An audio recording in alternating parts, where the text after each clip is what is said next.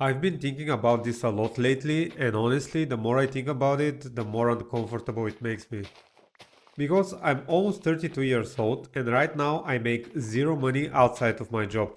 Zero. No side income, no business income, no money flowing from inheritance or coming in from somewhere else. Everything I have right now depends on one thing and one thing only: my 9 to 5.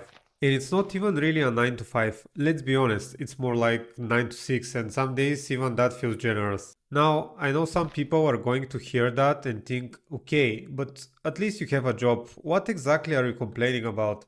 And that's fair. That's exactly why I want to talk about this. Because from the outside perspective, my life probably looks pretty solid. Here is some background. I work as a software engineer at one of the top finance companies. Yes, I'm outsourced there, but after tax, I made around 2.5k a month, which in Eastern Europe is pretty good. My fiance and I have a property together. Well, kind of. We both own half of it, but realistically, the bank still owns a large chunk of it because we're paying a mortgage. After mortgage and everything else, I'm left with around 2k a month clean. And for where I live in Eastern Europe, that is above average. I know that. I'm not pretending that I'm struggling harder than everyone else. To a lot of people here, this would sound like a pretty good life. Good company, stable salary, good property, fiance, insurances, things like that, things moving in the right direction. And that's exactly why this bothers me so much when I finally admit it to myself. Because even though all of that sounds good on paper, when you strip it all down, my whole life is still resting on one thing: one company paying me once a month, and that's it. That's the whole engine. And I don't know, man, the older that I get, the more crazy this sounds to me. Because a few years ago, I probably wouldn't have even thought about it like this. Few years ago, software engineering felt safe. Not perfect, but safe enough. You work hard, you learn new stuff, you get good, you get experience, and you're in better position than 90% of the world. That was my plan back then. But now, it's not like that anymore. Every day you read about another company laying off people. Thousands here, hundreds there, whole teams gone, hiring freezes, cuts, restructuring, and I'm already choking while saying this. When you see that over and over again, eventually you start thinking, okay, hold on, what exactly have I built here? And yet again, I have good job, I have insurance, I have fiance and stuff like that. I can probably find another job. Yes, I have experience if I stay healthy and if the market is okay and if the timing works and if the hiring goes good and if I can land the job, then yeah, I'll be okay. But that's a lot of ifs to live your life on. And I think this is what's really started eating me. Not that I don't have money, not that I live a bad life. It's that my entire life is still built around income that I don't control. When people say stability, what they usually mean is I have a job.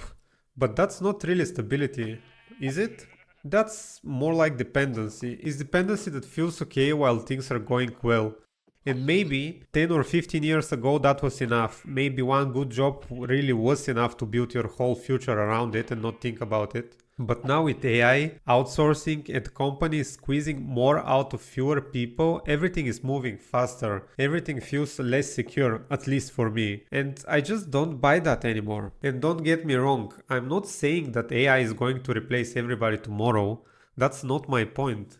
My point is that the industry is feeling shakier than ever, and I'm kinda not comfortable building my whole life around this shaky industry, especially now. Because now I'm not just thinking about myself anymore. I have a fiance. My mother is very old, like she's close to her 60s. I mean, for some people that's not old. I don't want to age shame her, but yeah, she's close to her 60s. I don't want them spending their whole lives working and worrying about money in their heads all the time. That's not what I want. And I think that's why I've started looking at money differently. Not from the greedy angle, not because I want to flex and to have a lot of money, not to buy good cars, but because I want security, real security, the kind where if one thing breaks, your whole life doesn't fall apart. That's why my goal is to make 8 to 10k a month in the next 3 to 4 years. And when I say 8 to 10k, I'm not really talking about the number just for the sake of the number, just to clickbait people in YouTube. I'm talking about what will that number mean to me. And it will mean that I'm not trapped to one job. It will mean that I have options and that I could actually be the kind of man that provides for his family instead of just hoping his jobs remain stable. And it was not long enough when I started to see things like that, and that helped me realize that one source of income will not solve my problem. I will need multiple. And that's simply because one stream can be taken away from you, but multiple streams give you some room to breathe. And now this is the plan that I'm currently building. The first part of the plan is honestly pretty boring for most of you, but it matters to me. And this is to invest 10 to 20% of my salary into ETFs. Now, obviously, I know that's not going to make me 10k a month in 2 years. I'm not stupid. This is some sort of emergency fund that makes sure that while inflation keeps growing and the world keeps getting more and more expensive, I'm at least doing something smart with a piece of what I earn, instead of letting everything sit and slowly lose value. It's not going to make me rich in the next few years, I know that, but this is like emergency fund, let's call it like this, nothing else. The second thing is consulting, and this one makes sense to me because I already have like 6 years in tech at this point. I know web development really well. I worked with different architectures, I know companies, I know how they are organized, I know what teams are looking for, and I know what juniors struggle with. And when I look at this industry, I'm like, okay, there is a real value here. I actually can help people. And the problem here is not whether I know useful things. The problem is getting clients, at least for me. That's the part that I haven't mastered yet. And honestly, I think that's the most uncomfortable part of this whole journey. Because people in tech like me love hiding behind their skills. We tell ourselves that if we're good enough, people will notice eventually. But outside a normal job, that's not how it really works, is it? Nobody cares how good you are if they don't know you exist. If people cannot trust you, if you cannot explain clearly what problem you're solving for them, they just won't buy you.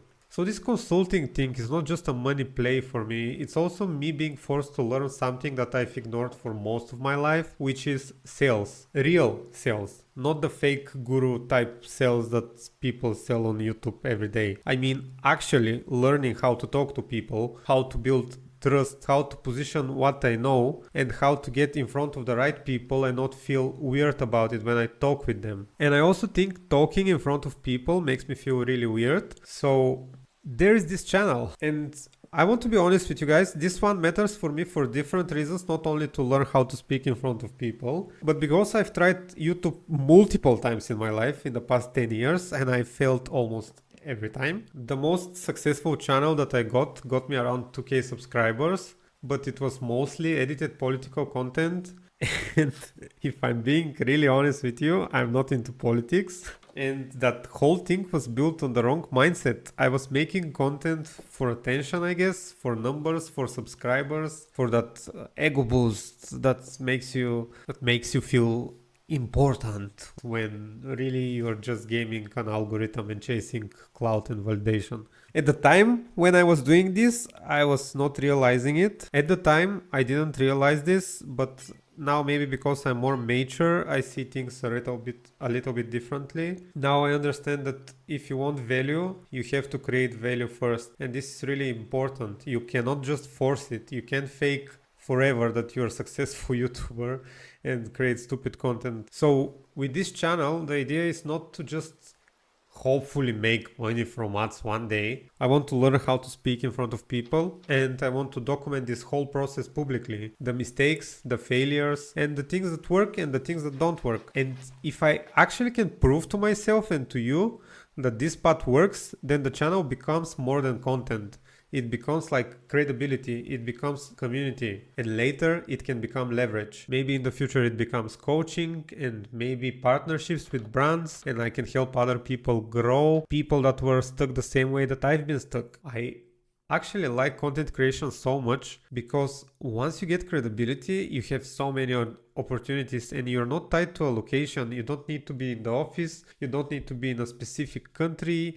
You have the freedom to explore the world while helping people. And then there is this product idea. This one is still early. I haven't figured out the systems behind it, but it's something that I think about a lot. Building some kind of tool that actually helps people solve problems. I know coding, I have friends and a team that know different types of languages and have different careers in tech.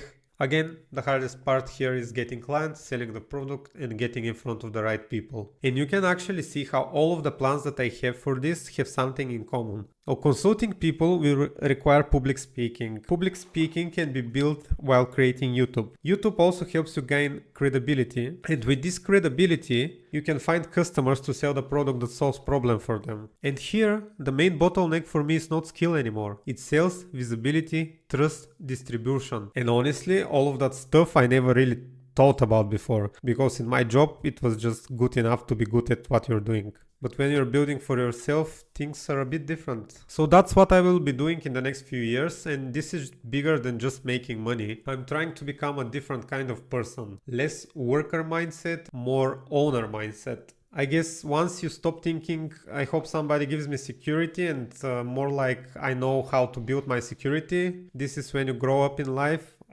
This is what I'm telling myself now, at least. Now, probably a lot of you are thinking, this is impossible, you will burn out. And yes, I think the hardest part is burnout, because on paper it sounds great. Work 9 to 6, invest, build consulting, grow the channel, maybe build a product, learn sales, stay consistent.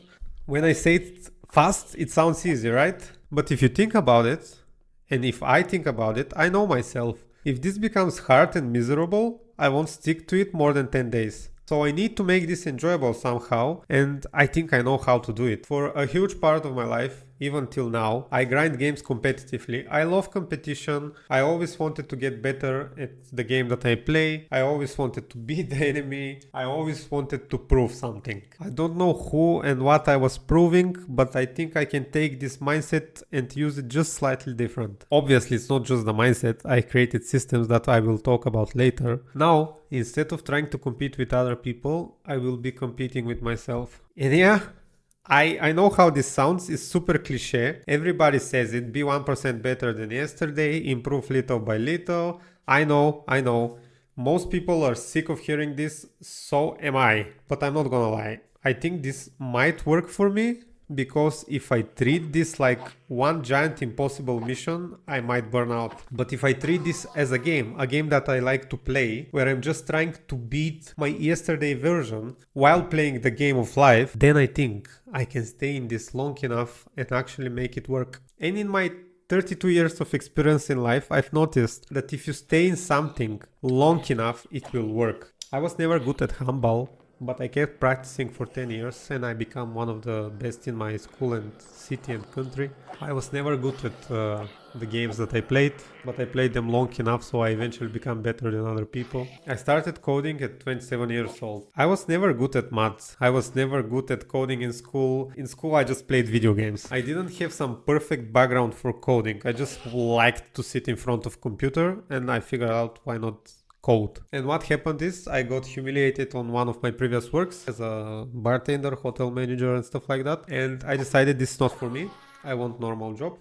So I sat on my butt cheeks and I started learning code consistently. I did that for 6 months and I kept going and I never gave up. And yes, I got lucky. I'm not going to pretend that luck has nothing to do with it. But the point is, consistency worked for me because I kept showing for long enough and finally luck and karma and fortune favors the prepared. Every guru bullshit that you hear worked for me. And that's why I believe this can work too. This probably sounds funny to you, seeing a guy with under 100 subscribers talking with funny Eastern European accent. I get that. But at the same time, I'm also very optimistic about this because I really know myself and I know that when I commit to something and build the systems around it, I can get very far. So that's really what this channel is for, to document the shift from one source to multiple, from dependence to more security, from just being an employee to building something that's actually mine and that helps people. And if you are in a similar place, then maybe this helps you too, I hope, because I think a lot of people are exactly in this weird middle zone. They're doing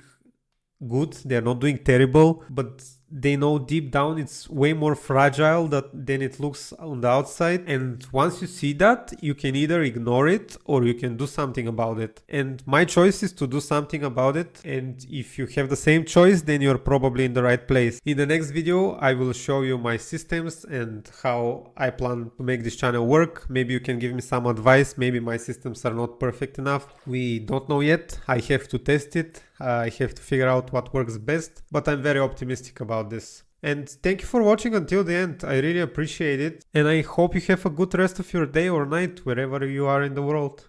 See you in the next video. Bye!